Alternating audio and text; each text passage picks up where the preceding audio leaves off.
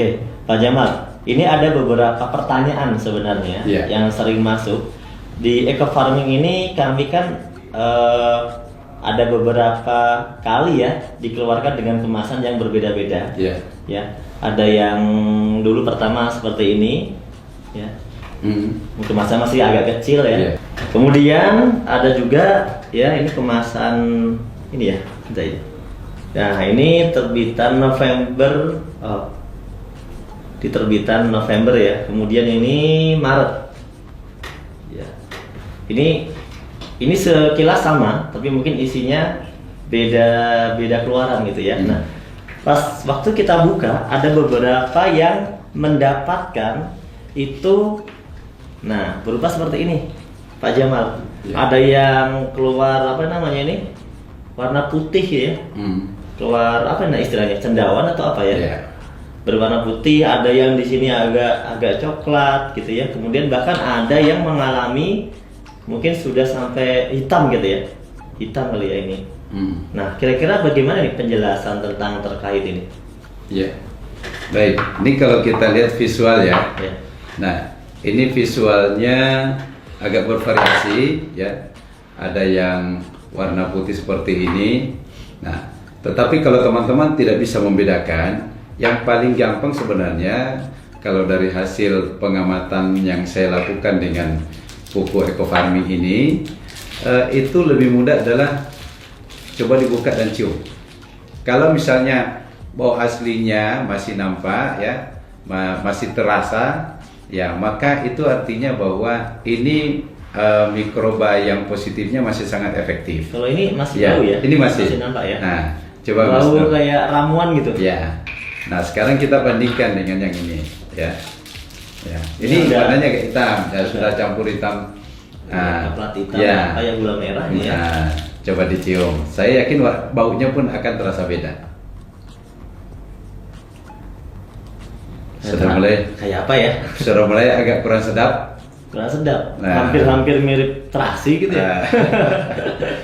ya. Nah ini sahabat sekalian, ini cara mudah ya. Karena kalau misalnya teman-teman agak sulit membedakan ini apa namanya, ini apakah cendawan, apakah ini spora, ini apakah miselium ya. Nah, cukup dengan baunya saja sebenarnya.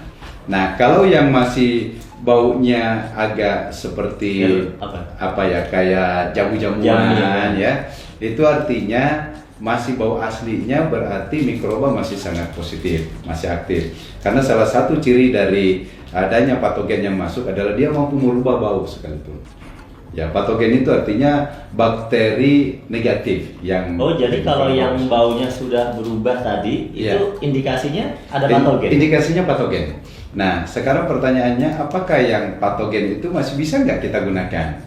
Ya, jadi yang pertama, sahabat sekalian, pastikan kalau misalnya ada yang kena patogen, ini sudah tidak dianjurkan untuk langsung digunakan. Tidak boleh langsung digunakan? Tidak boleh langsung digunakan. Nah, artinya apa? Masih punya potensi untuk bisa digunakan. Tapi ada langkah, ada langkah tambahan. Gitu ada tambahan yang harus kita lakukan. Nah, saya mungkin akan memberikan penjelasan sekilas. Ya, ingat bahwa ini sebenarnya empon-empon ini adalah media untuk mengikat mikroba sebagai rumah tinggalnya mikroba. Ya, di dalamnya patogennya kebetulan sudah dominan, tetapi bukan berarti bahwa tidak bisa kita manfaatkan. Bagaimana caranya? Ada cara yang kita lakukan adalah matikan patogennya. Matikan patogennya. Kita bunuh dia. Nah, caranya gimana? Nah, untuk membunuh patogennya, salah satu caranya adalah dengan melakukan pemanasan. Dipanaskan, ada bakteri positif juga kemungkinan akan ikut mati. Tetapi ada bakteri-bakteri yang memang tahan dengan panas ya. Nah, untuk itu kalau kita ingin mematikan patogen, pertama langkahnya tetap dilarutkan seperti biasa saja. Setelah itu rebus sampai mendidih.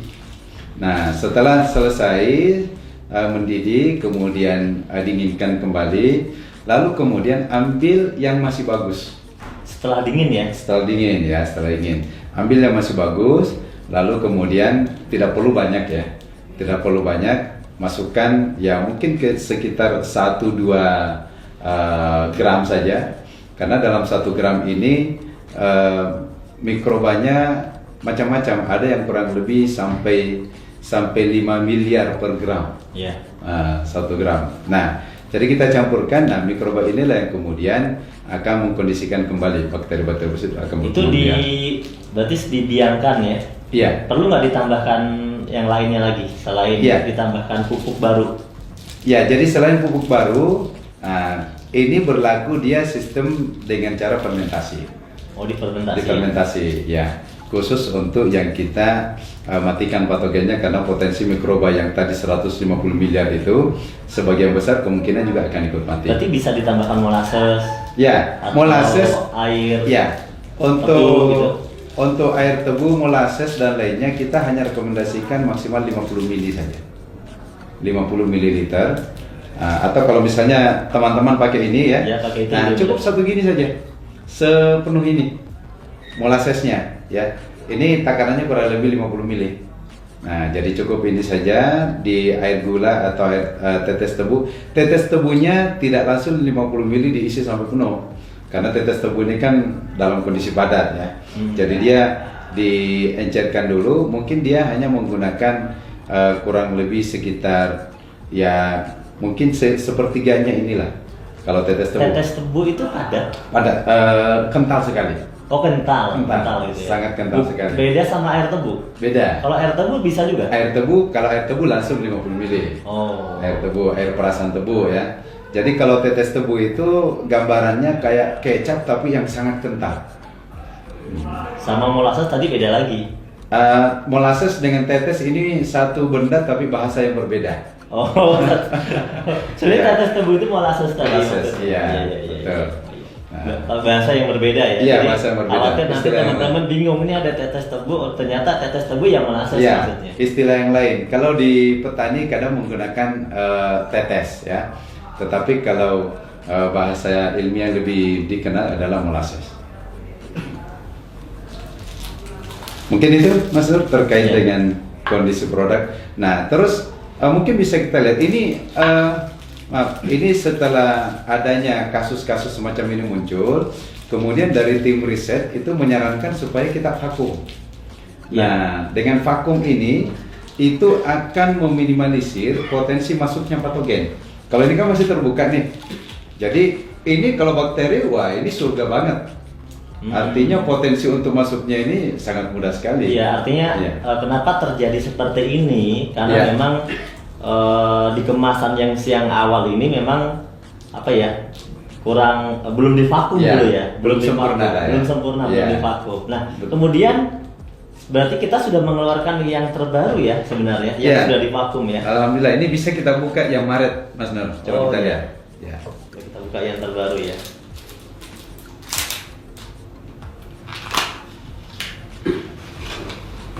Nah, ini sepertinya yang terbaru ya. Ya.